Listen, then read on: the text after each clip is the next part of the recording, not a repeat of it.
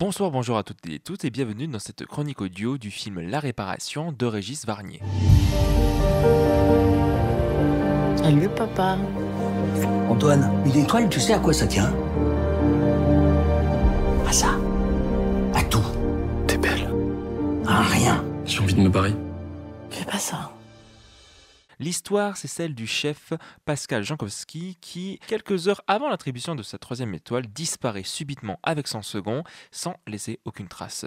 Le film va donc suivre l'histoire de sa fille, Clara, qui va devoir reprendre le flambeau et qui va chercher désespérément à savoir ce qui s'est passé ce jour-là. Les années passent et 2 ans plus tard, il semblerait que Taïwan puisse lui offrir un début de réponse. Pascal Jankowski s'est volatilisé avec son second Antoine Desmartins. Tout ce qui est arrivé, c'est à cause de moi. C'est une telle souffrance. C'est mieux pour tout le monde si tu t'arrêtes. J'ai reçu une invitation pour la foire de la gastronomie à Taipei, Et t'en déduis que ce message pourrait venir d'Antoine et mon père. Avant de commencer cette chronique audio, je vais être tout à fait honnête avec vous. C'est la première fois que je vais faire une chronique audio sur un film que je n'ai pas aimé. Si je fais malgré tout cette chronique, c'est parce que je me suis engagé auprès du cinéma qui m'a permis de voir ce film et de rencontrer le réalisateur, de sortir cet épisode. Alors bien sûr, mon objectif n'est pas de descendre le film. Il y aura des bouts de l'interview que j'ai pu mener avec le réalisateur qui viendront compléter ou mes avis ou alors retranscrire la volonté de ce réalisateur. Aussi, en temps normal, j'ai l'habitude de revenir sur la jeunesse du film, mais la jeunesse du film ici est très simple. Il y a de cela quelques années, le réalisateur avait cette histoire d'un chef étoilé, de sa relation avec sa fille, et de lui qui va essayer d'avoir vengeance auprès d'elle une fois que celle-ci a disparu ou que celle-ci a malheureusement été blessée, subi des coups d'autres personnes.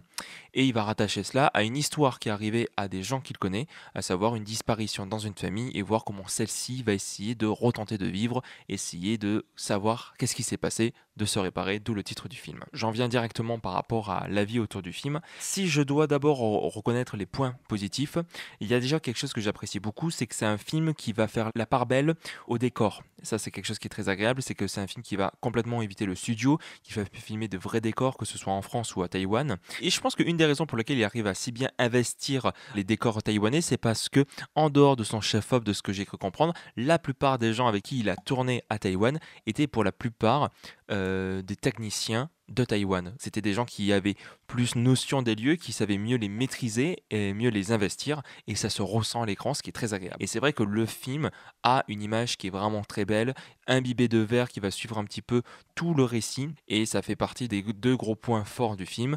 Le deuxième étant au niveau de son écriture, le fait que le film nous laisse constamment une part de mystère par rapport à ce qui est arrivé le fameux jour de cette disparition. Le film préfère construire son récit autour de la quête de notre personnage principal, autour de sa réparation, encore une fois comme le titre l'indique, et pas tant de qu'est-ce qui s'est vraiment passé. L'objectif, c'est de comprendre comment elle apprend à vivre avec ça, comment elle va essayer, malgré les espoirs ou les faux espoirs, essayer de se relever, et c'est ce qu'il traite. Et ça, c'est une idée que j'aime beaucoup. Cependant, selon moi, il y a 3 points sur lesquels le film pêche. Certains points qui sont objectifs, comme le premier que je vais vous citer, et d'autres qui sont plus difficiles à défendre, mais sur lesquels le réalisateur va revenir. Le tout premier point, c'est que c'est un film qui va parler de la nourriture de manière générale. C'est un petit peu le centre du récit. En dehors de ce père et de ce second qui ont disparu, tout l'univers se passe dans l'univers gastronomique, que ce soit ce restaurant en France ou ensuite le restaurant de cette étoile à Taïwan. Et l'énorme souci que j'ai avec la manière dont la cuisine et la nourriture est filmée, c'est que je trouve que ça manque énormément de matérialité. La matérialité, c'est justement le fait de travailler avec la matière première. Et la nourriture, c'est la matière première. Comment on ressent que ce soit cette viande, ces fruits, ces légumes ou autre. En fait, le film montre la matière, mais ne la fait jamais vraiment ressentir. Alors, en interrogeant le réalisateur par rapport à ce point, celui-ci revient sur quel était l'objectif à travers la manière dont il filmait la nourriture. J'ai l'impression que je suis plus là dans l'efficacité de ce que je raconte en scénario. Ça va plus guider la manière de filmer le plat comme si c'était juste dégagé d'enjeu, quoi. J'étais plus dans la dramatique, quoi, dans la dramaturgie des mets. J'étais pas neutre, quoi. Et ça, c'est un point qui peut se défendre. Effectivement, c'est mon rapport à la manière dont on filme la nourriture. Effectivement, on n'est pas obligé de faire quelque chose de hyper sensoriel pour pouvoir nous créer des émotions.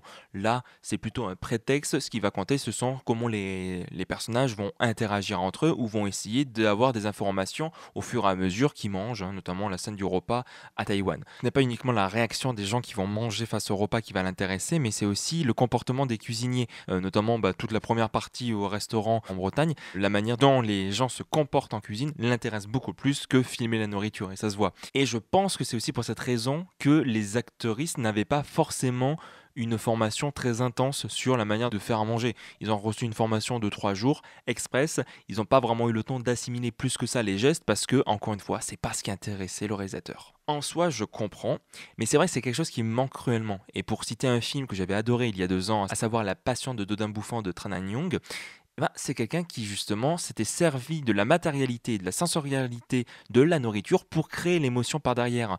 L'émotion et lier les personnages était à partir de la sensation qu'on avait de cette nourriture. Donc pour moi, c'est pas incompatible et c'est vraiment quelque chose qui m'a énormément manqué durant le film. Mais encore une fois, je comprends que c'est pas ce qui a intéressé le réalisateur. Cependant, il y a d'autres choses sur lesquelles j'ai un peu plus de mal. C'est que je trouve qu'il y a un vrai problème de direction d'acteur. Alors, peut-être cela est lié au fait que cela faisait 10 ans que Régis Varnier n'avait pas fait de cinéma, ou en tout cas n'avait pas tourné. Est-ce lié à ça? Peut-être, mais l'énorme souci, c'est que le fait que je trouve que la plupart du temps, ça sonne faux, ça sonne à côté, m'empêche de me plonger dans les scènes qui peuvent être fortes, que ce soit des scènes d'intimité, des scènes où certains personnages vont reprocher à d'autres ce qui s'est passé. Alors par rapport à ça, justement, le réalisateur revient sur comment il filmait, comment il s'adaptait au jeu de ses actrices. Bon, Clovis, je le protège parce que c'est un... Il peut tout faire, hein, lui. Il peut faire 25 plans pour une séquence. Je me suis dit, on va en faire un. Enfin, on en a fait 2. On a fait... Je reviendrai à Julia, mais pardon. Mais Clovis, la scène de la grande colère, il y a la scène entière. C'est un plan séquence en entier, avec la caméra bouge un peu. Et puis on fait un deuxième plan séquence, placé différemment. Mais c'est la même chose. Et elle, j'ai vu qu'elle a très peu d'expérience de cinéma. C'est vrai qu'elle rêve aussi de théâtre. Et je pense qu'une actrice comme elle, pour l'instant, ça peut changer si elle travaille, mais pour l'instant, il vaut mieux dans une scène, laisser filer la scène et la suivre que de lui dire non, là on découpe, sortie de champ, je te reprends ici en gros plan, je fais 3 secondes, après je me mets là, je fais... C'est pas quelqu'un qui en plus va s'occuper de les raccords. Attends, j'avais la main là quand je disais ça. La prise tu préfères, c'est la 4, et dans la 4 j'étais comme ça. C'est pas son truc. Pas pour l'instant, et je pense que ce sera jamais. Donc c'est pour ça que... Puis il y a beaucoup d'émotions pour elle. Et je pense que elle, l'émotion, elle surgit. Faut être là. Je parle de ce plan, c'était encore un long plan. Voilà. Où les acteurs sont comme dans le temps réel, dans la vie, quoi. La découpe, c'est pas... Et ensuite, en dehors de l'interview, pour en avoir parlé un petit peu avec lui, il n'est pas client de fait de refaire plein de fois la même prise, parce que pour lui, très vite, au bout de la 2e, voire 3e, la prise est bonne.